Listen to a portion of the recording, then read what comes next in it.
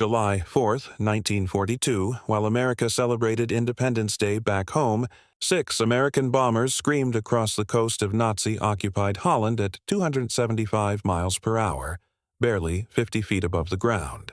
Leading them was a 27-year-old pilot from Oklahoma named Captain Charles Kegelman, a man who'd never flown combat before this moment. What happened next would become the stuff of legend. His plane took a direct hit, engine on fire, propeller sheared clean off.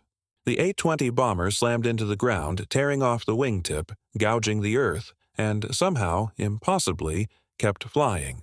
Most pilots would have bailed out. Most would have crashed. But Kegelman pressed the attack, bombing his target on one engine with half his plane destroyed, giving Allied commanders proof that American pilots could fight and win against the Nazi war machine. This was the United States Army Air Force's first bombing mission over Europe, and it almost ended in disaster. If you love stories of impossible odds and split-second decisions that changed history, hit that subscribe button, because this is the story of the day one rookie pilot's reckless courage proved America was ready to take the fight to Hitler's doorstep. This is the story of Operation Circus 199, the mission that almost failed, and the man who refused to let it. Charles Kegelman wasn't supposed to be a hero. He was supposed to be safe. Born in Oklahoma in 1915, Kegelman had grown up during the Depression, learning to fly crop dusters before the Army Air Corps recruited him in 1940. By 1942, he was a captain commanding a light bomber squadron, the 15th Bombardment Squadron, equipped with twin-engine Douglas A-20 Havocs. The A-20 wasn't a glamorous aircraft. It was a ground attack bomber designed to support troops, strafe convoys, hit tactical targets. While B-17 Flying Fortresses got all the glory dropping bombs from 25,000 feet, the A-20 crews did their work in the weeds, low, fast, and lethally close to the enemy. In May 1942, Kegelman's squadron received orders to deploy to England. The 8th Air Force was just beginning operations, and every mission mattered. The pressure from Washington was immense. America had been in the war for 6 months, and the public was desperate for good news. The Russians were screaming for a second front. The British were skeptical that American pilots could handle combat over Europe. General Karl Tui Spatz, commander of the 8th Air Force, needed a win. And he needed it on July 4th, Independence Day. Maximum symbolic impact. The problem was, the 8th Air Force wasn't ready. The heavy bomber groups, the B-17s that were supposed to be the backbone of American air power, had been diverted to defend the West Coast after the Battle of Midway. That left only one combat-ready unit in England, Kegelman's 15th Squadron with their light A-20 bombers. Spatz and Brigadier General Ira Eaker, his deputy, reluctantly decided the mission would go forward anyway. 6 American A-20s, supported by 6 British RAF bombers of the same type, would hit German airfields in occupied Holland. Low level, daylight, maximum risk. When Kegelman received the briefing on July 3rd, he studied the target photos with growing concern. The intelligence showed that the Germans had heavy anti-aircraft defenses around the airfields. Flak guns, machine gun nests. Alert fighters. His bombardier, Lieutenant John C. Summers, looked at the same photos and said what they were all thinking. "Sir, this is going to be a bloodbath." Kegelman nodded slowly. "Maybe, but it's our bloodbath. And we're going anyway." That night he wrote a letter to his wife but didn't mail it. He just wanted to put words on paper, words she'd read if he didn't come back. The next morning, July 4th, 1942, Kegelman woke before dawn. He dressed in his flight suit, checked his .45 caliber pistol, and walked out to his A-20 bomber sitting on the tarmac. General Spatz himself was there, along with General Eaker and even General Eisenhower, 3 of the most powerful men in the American military, come to witness history. They shook Kegelman's hand. "Make us proud." "Captain," Eisenhower said. Kegelman climbed into his cockpit, started the engines, and taxied toward the runway. He had no idea he was about to fly the most important 15 minutes of his life. The formation of 12 A-20 bombers, 6 American, 6 British RAF, crossed the North Sea at wave-top height. Kegelman led the American element. His orders were simple: hit De Kuy airfield near Den Helder on the Dutch coast, destroy as many German aircraft on the ground as possible, and get home alive. The weather was perfect: clear skies, good visibility. Too perfect, it meant the Germans would see them coming. Inside his cockpit, Kegelman kept his eyes scanning the horizon, hands light on the controls. The A-20 was responsive, nimble for its size, but it was also fragile. One good hit from anti-aircraft fire could tear it apart. Beside him, his co-pilot Lieutenant Edward Purdy called out landmarks as they approached the Dutch coast. Behind them, in the bombardier's position, Lieutenant Summers armed the bombs, 4 500-pounders nestled in the bomb bay. 5 minutes to target, Purdy said. Kegelman pushed the throttles forward. The twin Pratt & Whitney engines roared, pushing the bomber to 275 miles per hour, faster than most fighters could fly at this altitude. The plan was to come in, low, 50 feet above the ground, drop their bombs on the German fighters and bombers parked on the airfield, then get out before the flak could track them. It was a good plan.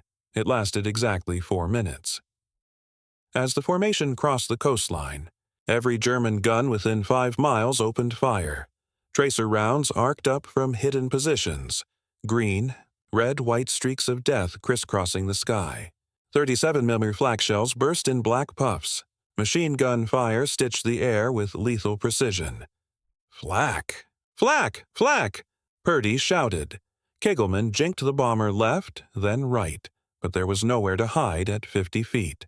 The flak gunners had been warned they were coming, probably by a German patrol boat that had spotted them over the North Sea, and they were ready. To Kegelman's left, one of the British A-20s took a direct hit. It nosed down into the ground and exploded in a fireball. No parachutes. Jesus Christ, Summers said over the intercom. Kegelman gritted his teeth. The airfield was dead ahead now, maybe 2 miles. German Messerschmitt Bf-109 fighters sat on the tarmac lined up like toys.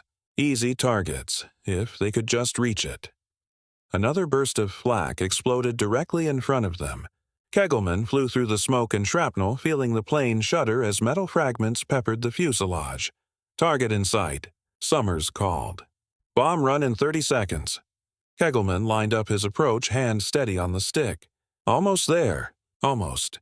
And then the right engine exploded. A 37mm shell hit the cowling dead center, shearing off the propeller and igniting the fuel lines. Fire erupted along the wing, orange flames streaming back in the slipstream. "We're hit! We're hit!" Purdy screamed. The A-20 yawed violently to the right, losing lift, the damaged wing dropping toward the ground. They were going to crash. Everything slowed down. Kegelman saw the propeller, a 3-bladed, 9-foot disc of metal, sail past his cockpit window, spinning lazily through the air like a frisbee before disappearing into the Dutch countryside. The A-20 was dying. Fire poured from the right engine. The wing was shedding pieces. They were at 50 feet with one engine, half their power, and flames eating through the control surfaces. Standard procedure was clear. Bail out. Hit the silk. Take your chances as a POW rather than ride a burning plane into the ground. "Captain, we need to bail," Purdy shouted, his hand already on the canopy release, but Kegelman's eyes were locked on the airfield ahead. 800 yards, maybe 10 seconds at current speed. The German fighters were still there. The target was still there. They hadn't dropped their bombs yet. If they bailed now, the mission failed. The first American bombing mission over Europe would end in complete failure. No bombs dropped, planes lost, crews captured or killed. The newspapers back home would crucify them. The British would say the Americans couldn't handle real combat. The Russians would question whether opening a second front was even possible. "Sir," Purdy grabbed his shoulder, "we have to jump." Kegelman made a decision that would have gotten him court-martialed if it hadn't worked. "No," he said. "We're finishing the run." He fought the controls, using the left engine's thrust and sheer muscle to keep the nose level. The right wing was dragging, trying to pull them into a death spiral. Fire streamed back from the engine nacelle, licking at the fuselage. 500 yards. The plane hit the ground, not hard enough to destroy it, just hard enough to tear away the right wingtip and gouge a furrow through a farm field. The impact threw everyone forward against their harnesses. Metal screamed, dirt and grass exploded around them, and then, impossibly, they were airborne again. The A-20 clawed its way back into the air on one engine, trailing fire and debris, held aloft by speed and momentum and Charles Kegelman's absolute refusal to give up. "Target!" Summers yelled. "I've got the target." The German airfield filled Kegelman's windscreen. He could see aircraft on the ground, personnel running, gun emplacements tracking them. "Bombs away," Summers called. 4 500-pound bombs tumbled from the bomb bay and struck the airfield in a line of explosions. A Messerschmitt Bf-109 disintegrated. A fuel truck erupted in flames. Germans scattered in every direction. Kegelman pulled back on the stick, coaxing every bit of lift from the crippled bomber. They cleared a hangar by maybe 10 feet, then dove back down to ground level, trading. Altitude for speed, getting out of the flak zone as fast as the dying plane would fly. Behind them, Dakui Airfield burned. Ahead of them, the North Sea stretched to the horizon. Now, they just had to make it home. 50 miles of open water between them and England. The A-20 was barely flying. The right engine was completely gone, just a blackened shell trailing smoke. The left engine was screaming, pushed beyond its limits, oil pressure dropping with every mile. The airframe was damaged, controls sluggish, and fuel was leaking from punctured tanks. Kegelman kept them at wave-top height, reasoning that if they had to ditch, at least they'd be close to the water. But ditching in the North Sea in July meant maybe 20 minutes before hypothermia killed you, if you survived the impact. "How's our fuel?" Kegelman asked. Purdy checked the gauges. "We're losing it. Leak somewhere in the right wing tank. I'm transferring everything to the left side, but I don't know if we've got enough to make England." "We'll make it," Kegelman said with more confidence than he felt. Behind them, Lieutenant Summers was quiet. He'd armed his sidearm and was watching the skies for German fighters. If a Messerschmitt found them now, limping along on one engine, they'd be dead in seconds. The radio crackled. "Kegelman, this is Skinner. What's your status?" Captain Dale Skinner was leading the second element of American bombers. His aircraft had also been hit, but not as badly as Kegelman's. "One engine out, structural damage, leaking fuel," Kegelman replied. "But we're flying." "Jesus, Charlie, how are you still in the air?" "Spite, mostly. A burst of static that might have been laughter." "Understood. We'll stay with you as long as we can." The formation, what was left of it, struggled across the North Sea. Of the 12 bombers that had gone in, only 9 were coming back. 2 had been shot down over the target. 1 had crash-landed in Holland. Kegelman flew with his jaw clenched, every muscle in his body taut, willing the airplane to stay airborne. The left engine was running hot now, temperature gauge creeping into the red. If it quit, they were done. 30 miles to England, then 20, then 10. The white cliffs of Dover appeared through the haze like a miracle. "There!" Purdy shouted. "I see land!" Kegelman felt something loosen in his chest. Not relief, not yet, but the first glimpse of it. They might actually make it. The A-20 crossed the English coastline at 200 feet, trailing smoke, half its right wing missing, one engine dead and the other dying. Kegelman aimed for the nearest airfield, Manston, an emergency landing strip on the Kent coast. He didn't have the fuel or the engine power to make it back to their home base. "Tower, this is Army A-20, emergency landing, one engine out. Copy, A-20. You're cleared for immediate landing. Emergency crews standing by."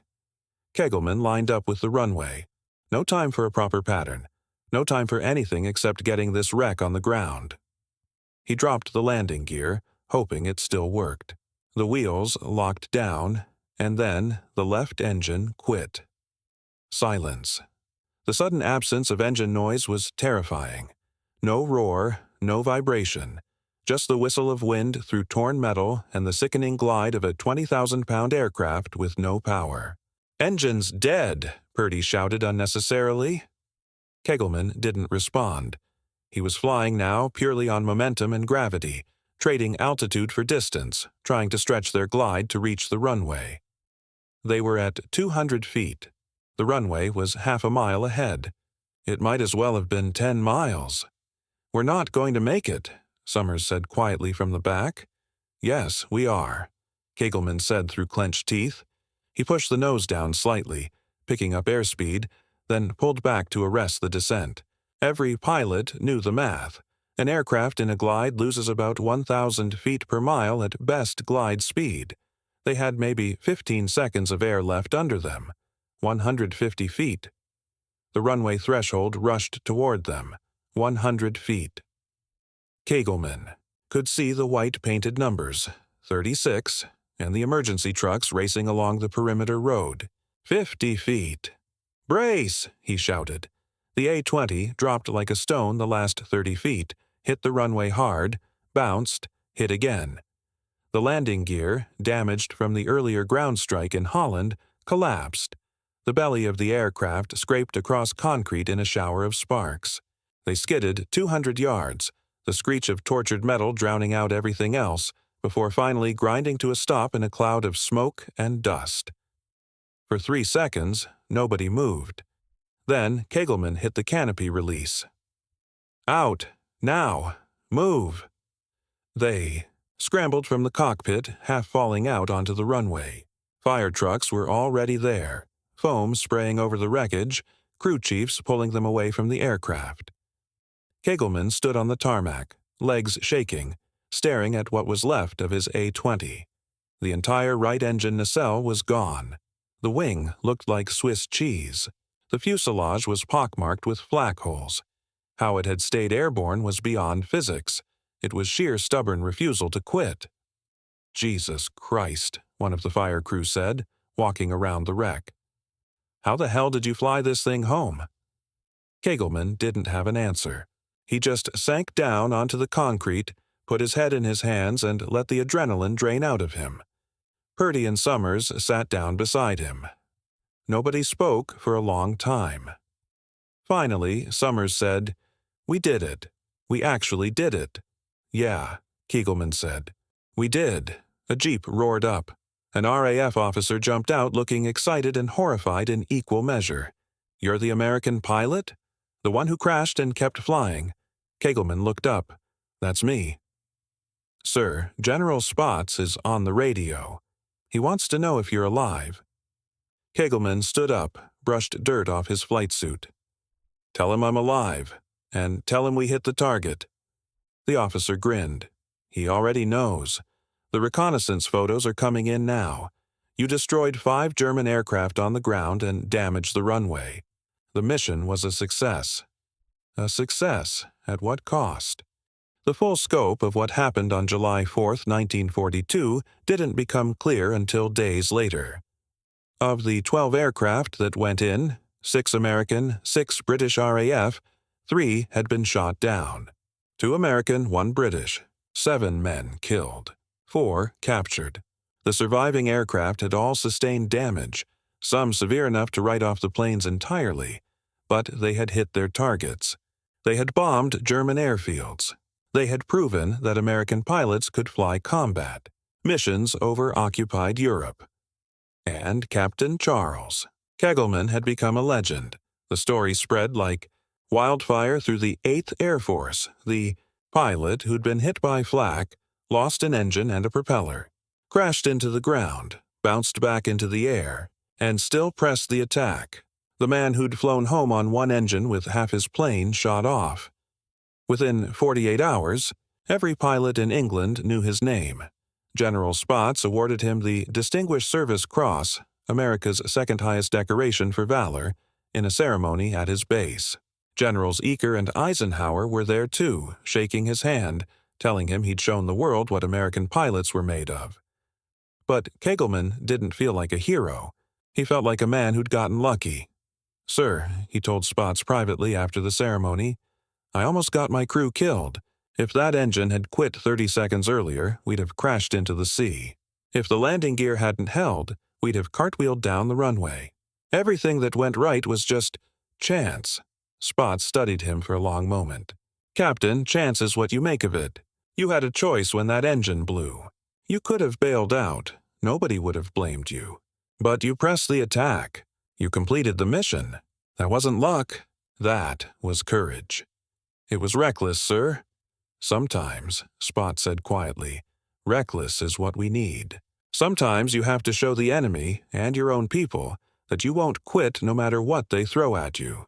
You did that today, and because you did, every pilot in this Air Force knows that we can fight and win."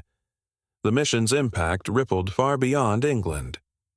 In Washington, the Joint Chiefs of Staff used the July 4th raid as proof that American air power could operate in Europe. Stalin, who'd been demanding a second front, was mollified, at least temporarily, by evidence that the Americans were fighting Germans on European soil. The British RAF, initially skeptical of American capabilities, began taking U.S. pilots more seriously. Joint operations became more integrated. Lessons learned from the raid, particularly about the lethality of low-level daylight bombing, shaped future tactics. And in occupied Europe, resistance fighters heard the news on underground radios. American bombers had struck Hitler's fortress. The Allies were coming. For Kegelman, the war was far from over. After recovering from the mission, he was sent to North Africa to support Operation Torch, the Allied invasion in November 1942. There, he flew dozens more missions, commanding A-20 squadrons in combat operations across Tunisia and Algeria. He returned to the United States in 1943 to train new pilots, passing on everything he'd learned about survival in combat. When younger pilots asked him about the July 4th mission, he'd tell them the truth. Flying is easy. It's the landing that's hard. In September 1944, at his own request, Kegelman was sent to the Pacific Theater. By then, he was a colonel commanding the 42nd Bombardment Group in New Guinea. The environment there was different. Jungle instead of farmland, monsoons instead of flak. But the principles were the same. Fly the mission. Protect your crew. Come home alive. In an interview late in 1944, a reporter asked Kegelman if he was afraid during missions. "Every time," he said without hesitation. "Anyone who says they're not afraid in combat is either lying or crazy. Fear keeps you sharp. It keeps you focused. The trick is not letting it control you." What went through your mind when your engine exploded over Holland? Kegelman paused, remembering. "I thought about my crew, about the men depending on me, about the mission we'd been given and what would happen if we failed.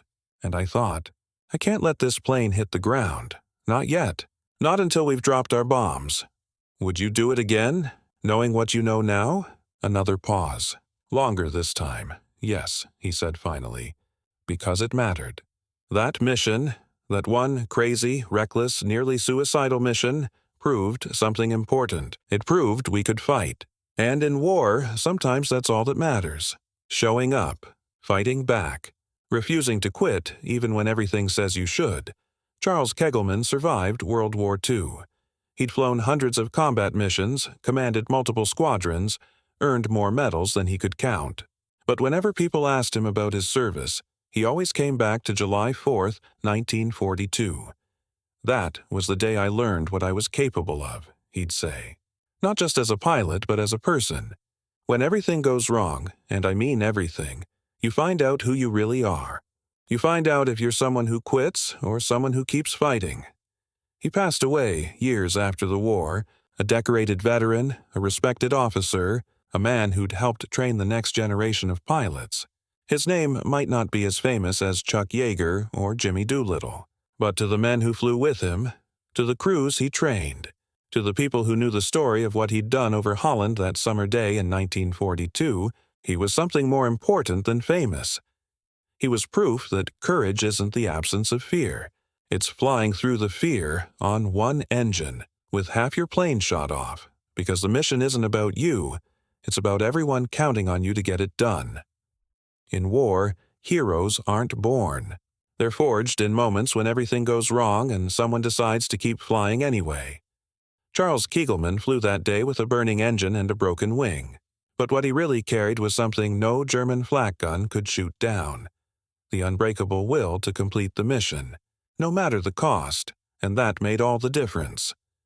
If this story inspired you, hit that like button and subscribe. Every week I bring you true stories of courage, sacrifice, and the impossible decisions that shaped World War II.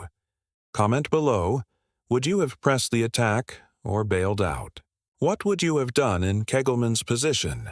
These are the stories history forgot, the missions that almost failed, the pilots who refused to quit, the moments that changed everything.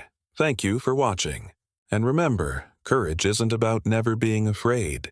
It's about flying through the fear